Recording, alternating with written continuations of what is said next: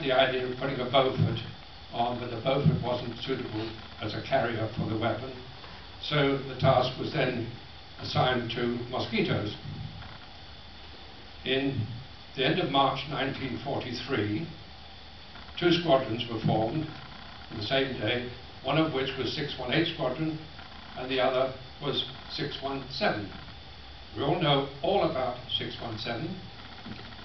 618 was formed from a collection of Beaufighter crews from Coastal Command. Half of the squadron were Beaufighter crews, including myself, and the other half were drawn from 105 and 139 squadrons in Bomber Command, because they had the expertise on mosquitoes.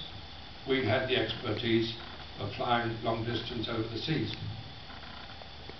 So we Beaufighter people went down to Marham, and we were given 2 40-minute flights on the mosquitoes, so therefore we were fully trained. We were put on the train. 2 days later, we wound up in the north of Scotland, in a little piece of no man's land between Wick and Thurso, called Skidden. Shortly after we arrived there, the DAPM, Provost Marshal, arrived with about 40 Corporal RAF police. We didn't know why we were there. The CO, who had been the CO of the squadron I'd left, number 235 Squadron, he wasn't there because he was down in London being briefed. And then they blacked out all the windows in the locked block. We still sat and wondered what was happening.